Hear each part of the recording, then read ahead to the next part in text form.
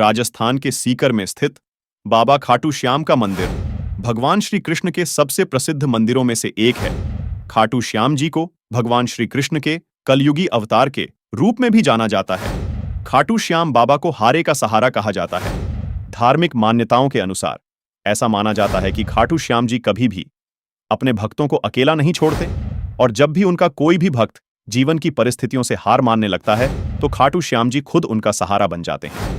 क्या आप जानते हैं कि कौन है खाटू श्याम जी और कैसा पड़ा उनका ये नाम? खाटू श्याम जी पांडुपुत्र भीम के पोते और घटोत्कच के बड़े पुत्र बर्बरीक हैं। बचपन से ही वो सर्वश्रेष्ठ धनुर्धर, वीर, बलशाली, महान और कर्ण की तरह दानवीर योद्धा थे। भगवान शिव जी की घोर तपस्या कर बर्बरीक ने 3 अमोघ बाण प्राप्त किए थे। ये कोई साधारण बाण नहीं थे। ये बाण अपना लक्ष्य भेद कर वापस तरकश में आ जाते थे।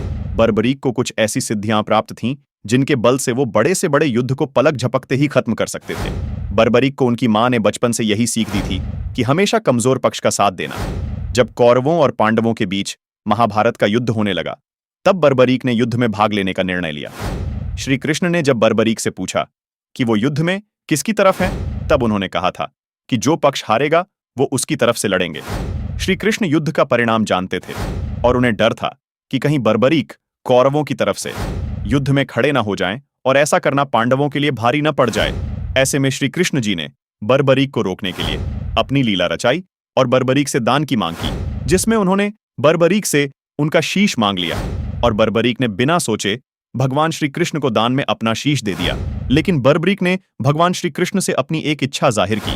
उन्होंने कहा कि वे अपनी आंखों से महाभारत का युद्ध अंतिम तक देखना चाहते हैं। श्री कृष्ण ने इच्छा स्वीकार करते हुए उनका सिर युद्ध स्थान से दूर एक ऊंची पहाड़ी पर रख दिया ताकि वहां से युद्ध भूमि एकदम साफ दिखाई दे।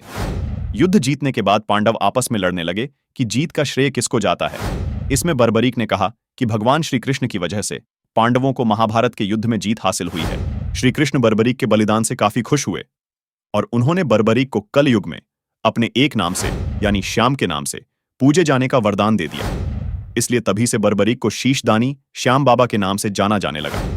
और जिस स्थान पर भगवान श्री कृष्ण ने बर्बरीक का शीश रखा था उस जगह का नाम खाटू था। बस तभी से बर्बरीक को शीशदानी बाबा खाटू श्याम के नाम से पूजा जाने लगा। दोस्तों, आपको हमारी ये वीडियो कैसी लगी? अगर अच्छी लगी हो तो कमेंट सेक्शन में जाकर कमेंट जरूर कीजिएगा।